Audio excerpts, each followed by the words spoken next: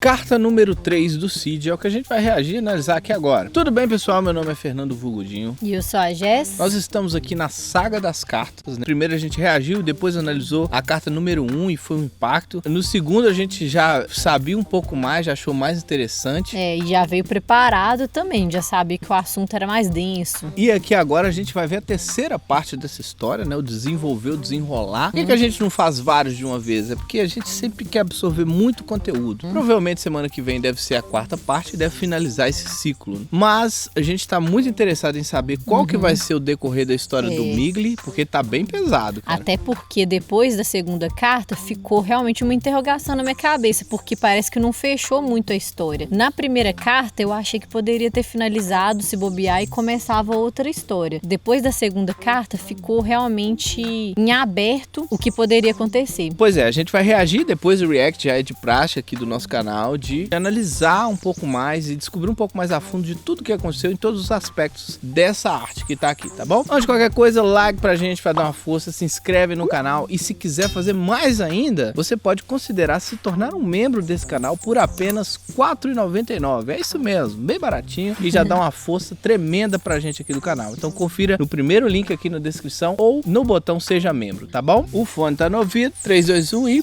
play!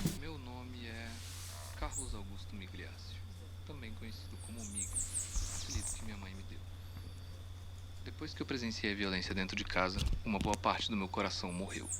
Nossa. Por um lado, tudo estava bem mais cinza. E por outro lado, eu comecei a me importar menos com tudo isso. Nossa. O fato de me importar menos fez meu ensino médio menos doloroso. Eu até consegui fazer alguns colegas.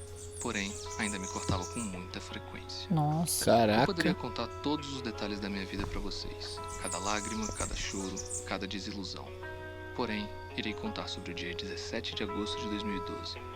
Uma festa que mudou minha vida e me colocou no fundo do poço. Nossa. Essa é a carta número 3. Ou seja, lá vem bomba de novo. Sempre né? tem um acontecimento. Me perguntei como eu vim parar no fundo do poço. Meus cortes do braço me dizem que a vida que eu levo tá osso. Ó. Sempre me perguntei como eu vim parar no fundo do poço. Meus cortes do braço me dizem que a vida que eu levo tá osso. Já não falava com meu pai há um tempo. Quando falava era somente sobre o necessário. Ele sempre tava pior, dobrou a cachaça em casa. Já adicionou palavras ruins pro seu vocabulário. Nossa. No terceiro ano a escola Caraca. melhorou um pouco. Não tinha amigos, mas fiz alguns colegas. O bullying continuava, só que mais leve. Eu tava um pouco mais feliz sobrevivendo às cegas.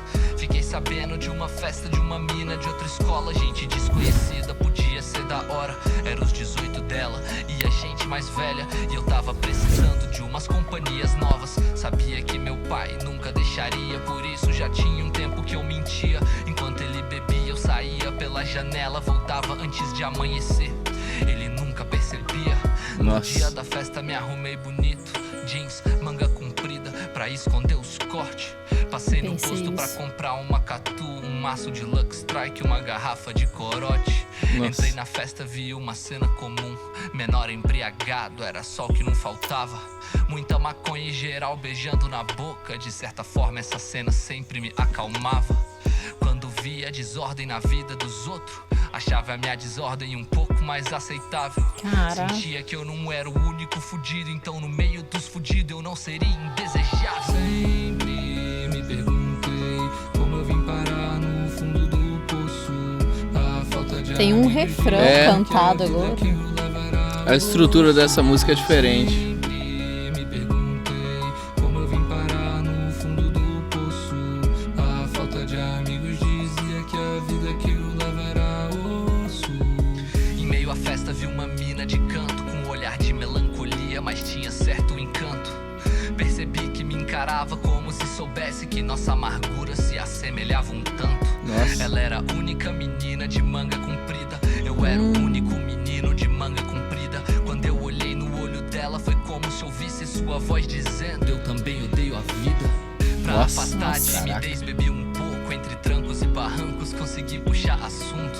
Ela era uma pessoa incrível, falava tão pouco, mas dizia muito. Seu nome era Bianca Abrão, filha de pais divorciados pela traição. Também tinha cortes no pulso e forte pulsação. Muita emoção, gerou atração, prendeu minha atenção. Lá pras 3 da matina a festa tava vazia. Convidei a Bia pra beber lá no quintal. Falei que nunca tinha beijado na boca. Ela riu e disse que tinha uma ideia legal. Ela tava fumando me ofereceu um trago. Só aceitei porque a presença dela me anima. Antes já tinha até fumado uns baseados. Mas Beck Bia, eu tô ficando com medo do que vai acontecer. Também. Tava feliz, a Bia era nota 10. Finalmente alguém que não tinha preconceito. Tava um dia perfeito e ela perguntou se eu queria me divertir, pois conheci um jeito. Claro que eu respondi que sim. Na mesma hora ela tirou do bolso um ziplock com um pozinho branco. Enrolou uma nota e esticou no banco. E disse que se eu experimentasse iria me alegrar um tanto. Nossa, Aquela cena mano. bugou minha mente. Como assim? Cocaína, droga do diabo e dos doentes. Droga de gente acabada no fundo do poço. Gente sem passado, sem futuro e sem presente. Porém a Bia não era nada disso. Bem pelo contrário, parecia muito inteligente. Um belo sorriso eloquente, aparência saudável. Ainda era muito atraente. Pera, pausa a história. Nesse momento eu tive um dos piores pensamentos da minha vida. As pessoas que sempre me disseram que cocaína era uma droga horrível foram as mesmas pessoas que me trataram como uma droga horrível, que me fuderam, nunca me deram atenção, carinho, nem nada. A Bia, por outro lado, cheirava cocaína e me tratou super bem. Não me excluiu, não me expulsou, não me agrediu. Caralho, será que eu sempre vi o mundo de cabeça pra baixo? Sempre fiz tudo o que disseram que era certo e deu tudo errado. E se eu fizer o contrário? E se eu fizer o contrário? Caraca, mano. Ele deu uma pausa pra poder trazer o raciocínio, velho. Toda a força que eu tinha e por um segundo minha mente toda ficou em branco. Foi a melhor sensação de toda a minha vida. Nariz ardendo e coração a milhão. Como se eu não tivesse. Ele tá ficando cada vez com mais olheira. Nenhuma decepção. Aquela foi a primeira vez que eu me senti vivo. Afastou minha apatia e toda a depressão. A sensação era igualzinha a se cortar, só que multiplicado por 1 milhão. Nossa. Me perguntei como eu vim parar no fundo do poço. O pau no nariz me dizia que a vida que eu levo era osso. Sempre me perguntei como eu vim. Tá bem mais sombrio o Tá bicho bem. agora. Ele também tá com mais olheira. É, sim. O cara que faz o papel do Migli. Minha vida mudou. Eu encontrei minha segunda paixão, a cocaína. Era algo libertador. Eu me sentia forte, novo, invencível. Eu não me sentia quem eu realmente era. Cicatrizes e lágrimas. Dali pra frente, a cocaína virou algo presente no meu dia a dia. E junto ao hábito de me cortar, curavam quase que qualquer dor que eu tinha. Maldita cocaína se alimentou da minha fraqueza pra me deixar às margens da sociedade. E Nossa. fui eu que paguei a conta toda, sozinho. Até hoje eu me pergunto o que seria de mim se as escolas falassem sobre drogas de uma forma realista, sincera e não desse jeito sensacionalista. Bom, talvez eu não me encontrasse aqui.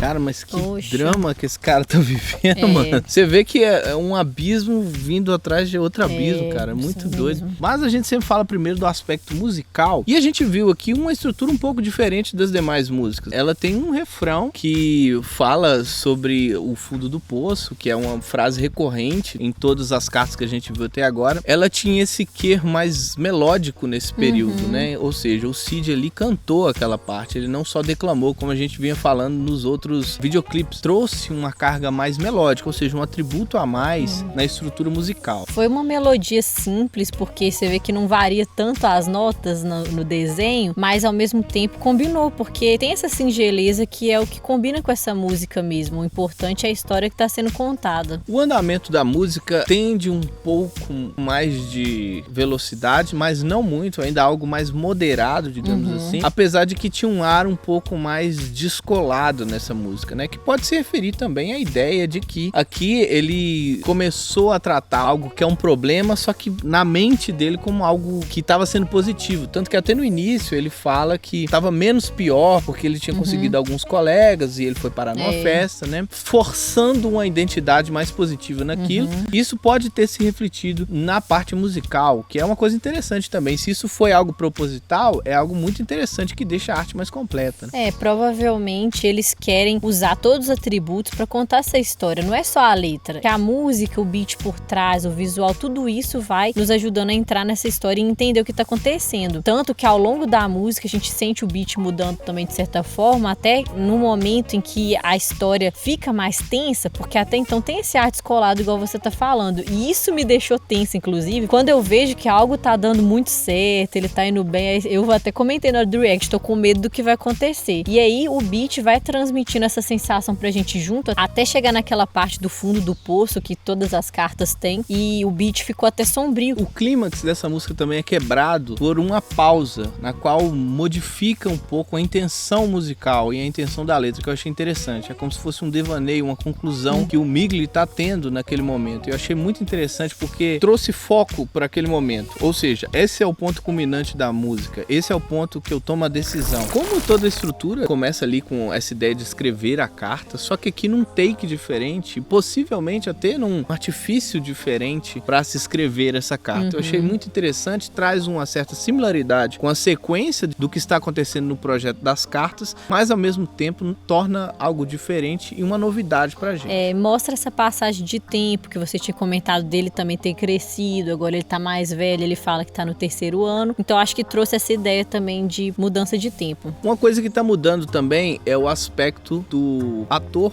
que interpreta o Migli. Parece que ele tá se definhando, né? Isso. Tanto que no primeiro ele tinha um aspecto um pouco mais desesperado, que mostrava algo mais normal. No segundo já tava um pouco mais desdefinhado e agora ele já tá com as olheiras gigantes e parece que ele tá se afundando no fundo do poço mesmo. Isso foi um trabalho de maquiagem mesmo, de caracterização que eles fizeram, que realmente foi ficando mais intensa, deixando ele mais pálido, com muita olheira mesmo. Isso foi aumentando ao longo das cartas. A gente vê que aqueles takes numa sala, como se fosse uma terapia, na qual o Cid é o psicólogo, né, ou faz o papel daquele que vai orientar, você vê que esses takes permanecem. Só que aqui aparece uma personagem diferente, que é a menina, né, que ele coloca como um novo personagem nessa história dele, alguém importante. Existe um take separado que é do próprio psicólogo, ou seja, do próprio Cid em casa, sabe? Ou seja, talvez até refletindo toda a situação, ou carregando aquelas informações. Como que às vezes é difícil desvincular o trabalho da vida dele. Ele acaba pensando realmente nos pacientes dele depois. Mas o que eu achei mais interessante foi a estrutura e a posição que o Migli se encontra. Ele sempre tá dialogando com a câmera, ele sempre tá falando pra gente, como se ele estivesse falando com a pessoa que se refere na música, ou seja, ele está falando com seus amigos, ele tá falando com a colega dele, com a mina que ele conheceu agora na festa, ou ele tá se explicando, dando as suas motivações de ter tomado aquela atitude pra tela, que é muito interessante também. Que até tem aquele pedaço que você comentou na parte musical, de a música ter parado pra ele fazer uma explicação. Isso tudo acaba sendo aquela quebra de quarta parede que a gente às vezes vê em filmes, né? Quando o ator para pra conversar com o espectador mesmo e inteirar ele de alguma coisa, de algum fato.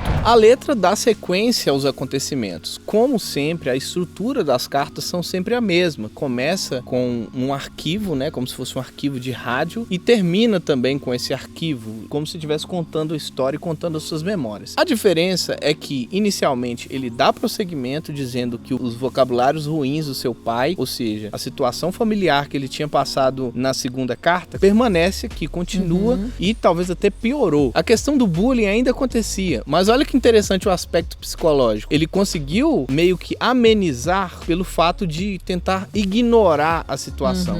Digamos que a situação é grave, a situação é ruim, mas ele não teve amparo de ninguém. Foi obrigado a ter que canalizar aquilo. E pra onde vai esse estresse? Pra onde vai essa tristeza? Há algum reflexo psicológico nisso. Ele fala que o fato dele se importar menos era menos doloroso, mas que mesmo assim ele continuou com muitos problemas ali mesmo, se sentindo sozinho. Inclusive a respeito das amizades, ele comenta aqui que ele conheceu e fez alguns colegas. Ele colocou a diferença entre amigo e colega direitinho, que realmente a gente sabe que são coisas diferentes na vida. Mas que mesmo com essas mudanças, ele ainda se cortava com muita frequência, ainda era um problema pra ele. Outra coisa interessante que ele fala aqui é que nessa festa que ele foi, ele viu um cenário meio decadente e se sentiu um pouco melhor em ver outras pessoas sofrendo tudo aquilo. Ou seja, aqui a gente vê outro aspecto ruim de toda essa situação. Você não encontra tratamento e nem uma forma de se livrar daquele problema que você está tendo. Você apenas se convence que tem mais gente pior e e acaba se aliviando na desgraça do próximo, né? Da pessoa que tá ao seu redor. Isso é muito triste também. Mais uma vez a gente vê ele passando um anestésico ali na dor pra viver no automático e nenhum problema sendo resolvido. Até que a gente chega no clímax dessa música, é a personagem nova que entra. Ele conhece ali uma menina que tem sinais como se fossem os dele. Ou seja, ele viu uma ligação, ele viu pessoas que porventura viviam algo que ele vivia. Ou seja, identificação. Ele se identificou na figura daquela menina. Além de achar ela bonita, se interessar por ela. Só que ela já trazia problemas iguais. E quando você vê essas situações sendo juntadas, eu não sei se num aspecto psicológico pode se dizer assim, mas é como se somasse as dores, a ponto de dizer que ela tinha algo que trazia alívio pra ela.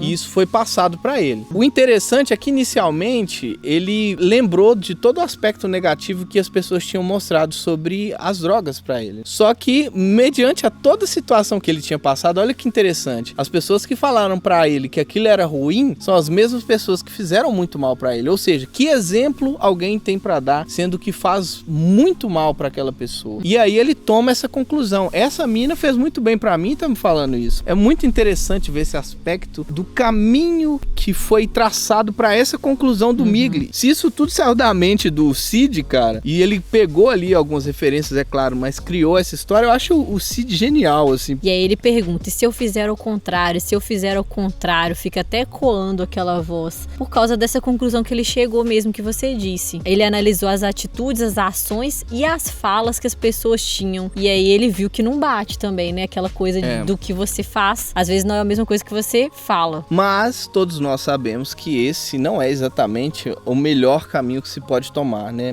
Na verdade é um caminho péssimo e que pode trazer coisas piores para a vida dele. Certamente a gente vai ver algum resultado disso pelo que se caminha na carta número 4, que a gente deve reagir na próxima semana. Mas isso aqui é só o que a gente acha. Eu convido você a comentar aqui embaixo, trazendo muito mais informação para esse vídeo, porque eu tenho certeza que você tem mais a agregar. Gostou do vídeo? É like pra gente. Por último, mais importante, clica aqui, se inscreve no nosso canal, só tem coisa boa aqui. Tem uma playlist aqui só com rap pra você curtir e também tem as outras cartas que a gente já reagiu até agora, tá bom? Um abraço pra você e tchau. Tchau.